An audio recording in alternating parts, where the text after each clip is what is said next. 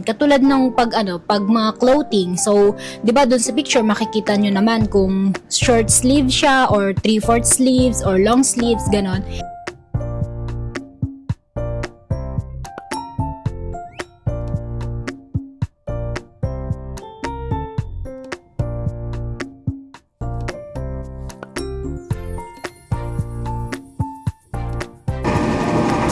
Isa ka bang aspiring freelancer or virtual assistant or mommy na gusto lang magkaroon ng extra income habang nasa bahay? So guys, my name is Peridet and I am a full-time freelancer. So medyo matagal-tagal na yung paggawa ko ng video about dito sa niche ko or dun sa ino-offer ko sa client ko. And sakto, meron comment doon sa video ko about sa so ito guys, sa mga hindi pa nakakaalam, ang niche ko or yung ino-offer ko dito sa freelancing is eBay store manager or product research, product listing. So ayan, all about eBay. So kung meron kayong tanong about eBay, i-comment nyo lang yan. So ayun na nga, meron nag-comment dun sa video ko and itatry kong gawa ng gagawin ko siya ng video and sasagutin ko na din para magkaroon kayo ng idea and para tips na din para dun sa mga matagal nang naghahanap ng client and hanggang ngayon hindi pa nakakahanap ng client. So baka gusto nyong itry yung ganitong niche. And ito guys, more on data entry, product research, and product listing. So, non-voice siya.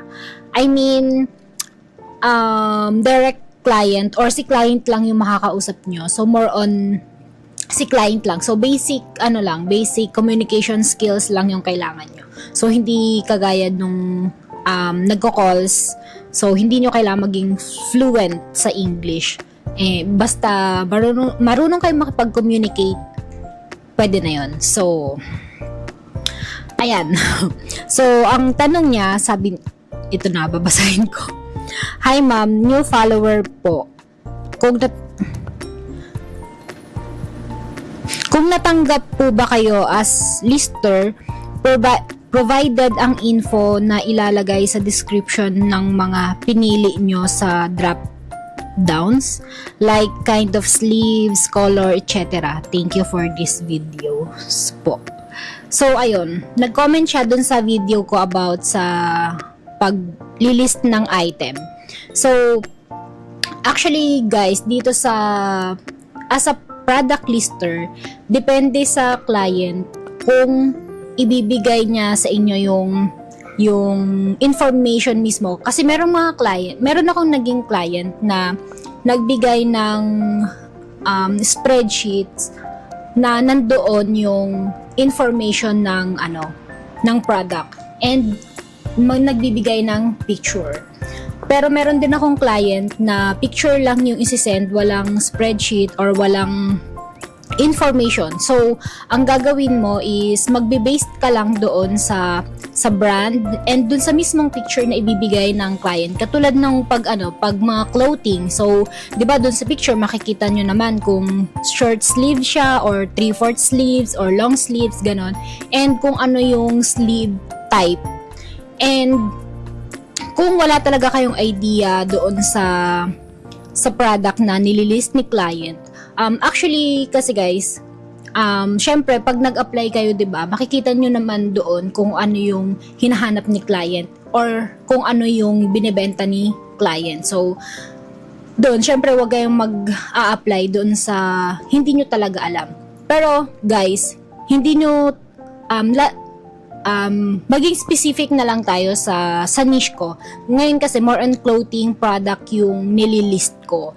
And nung nag-start ako dito sa freelancing, wala talaga akong idea about sa clothing. Actually, meron akong konting idea kasi bago pa ako naging VA, nagbebenta ako online which is more on t-shirt. So yun lang talaga yung alam ko. So yung mga ibang mga blouses,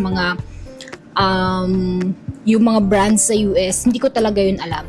And natutunan ko na lang yun later on nung hinahandle ko na yung client ko.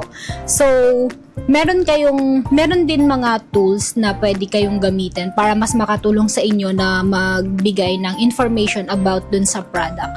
Like yung sa ChatGPT, minsan gumagamit ako ng ChatGPT tapos dina-download ko dun yung ina-upload pala. Sorry. Ina-upload ko dun yung picture. Actually, ang ginagawa ko, yung front picture lang, tapos ina-upload ko dun sa ChatGPT, and ayun, magge-generate na yon ng information about dun sa photo na in-upload nyo. So doon magkakaroon kayo ng information ng product.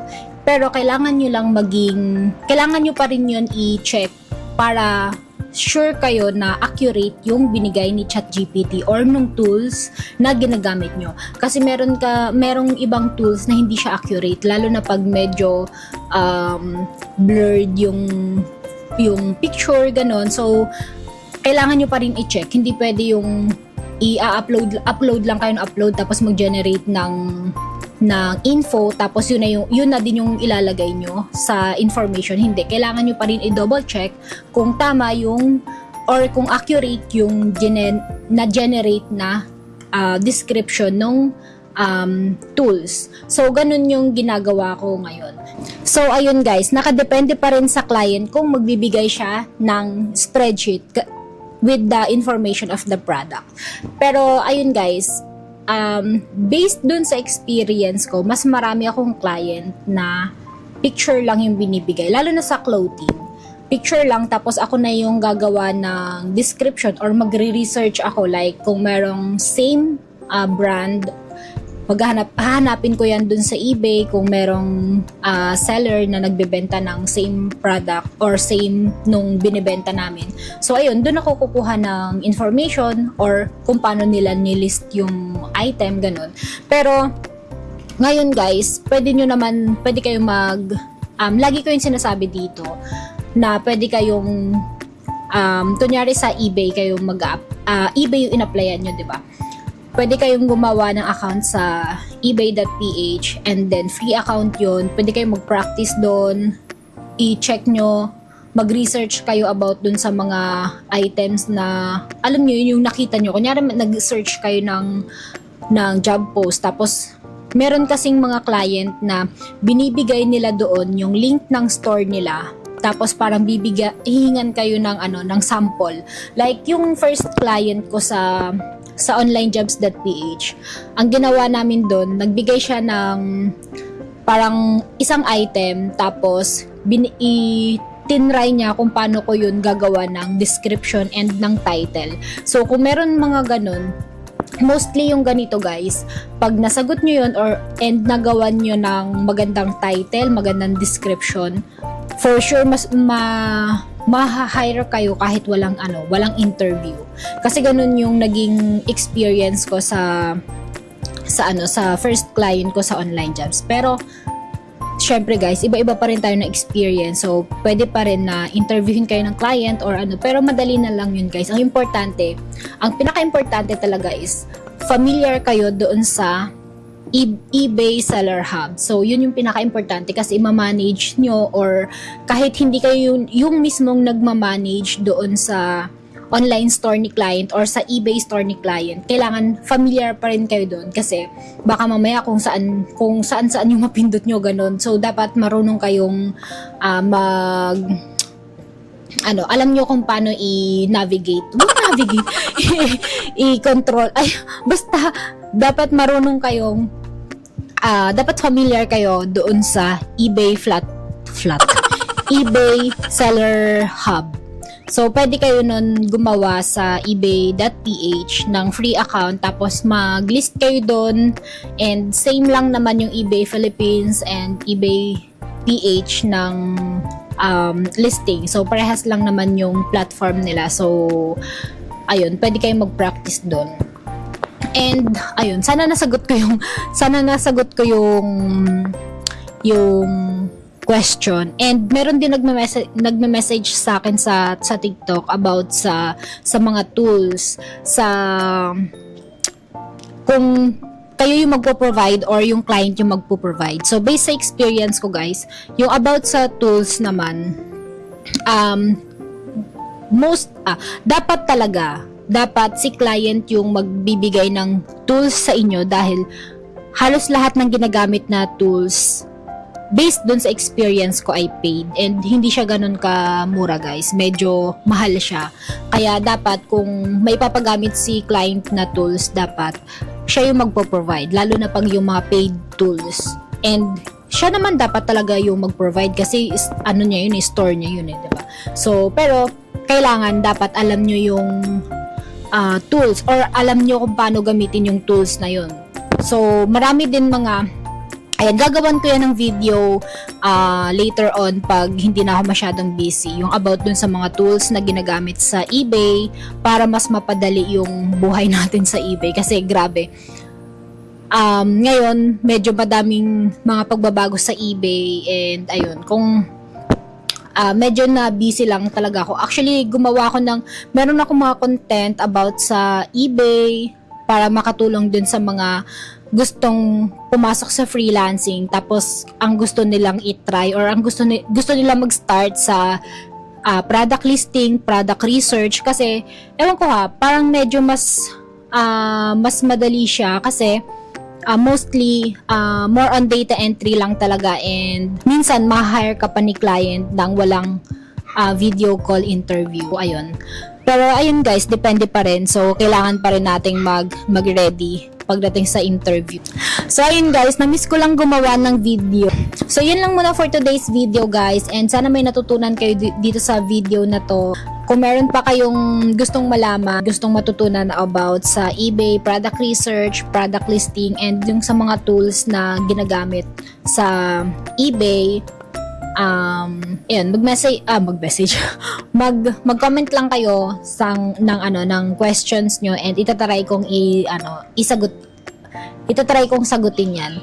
So ayun lang guys and it's almost 12:30 AM. So ayan. So ayun guys, gusto ko lang din mag-thank you dun sa nag-comment. So ayun, nagawa natin ng content today. So actually, sobrang daming lagi ko nung mga nakaraan nabanggit ko na medyo malawak talaga yung eBay. Kaya kung meron kayong mga comment about sa eBay, ayun, siguro doon lang ako makakagawa ng content kasi medyo busy din kasi ako sa work, so hindi ko talaga magawa ng content or minsan meron akong mga content, gumagawa pa ako ng script ganon, pero may times na parang may times na parang tinatamad ako or parang wala akong ganang gumawa ng video. So, ayun. Pag ganun, hindi ko talaga pinipilit yung sarili ko na gumawa ng video. Talagang gagawin ko na lang kung ano yung gusto ko, like manood ng K-drama, ganun, or mag-browse, ganun. Kesa mas stress ako na gumawa ng video tapos magulo akong alam niyo yun. Basta parang may time kasi na parang gusto kong gumawa ng video tapos alam mo yun, gusto kong mag-share about sa experience ko about dun sa mga gusto kong makatulong dun sa lalo na dun sa mga mommies na gustong maging VA or dun sa mga mommies na gustong magkaroon ng extra income kahit nasa bahay lang. So, yun lang muna for today's video, guys. Thank you so much for watching. And kung may natutunan kayo dito sa video na to, please don't forget to like and subscribe to my channel. And yun lang. See you in my next vlog. Bye!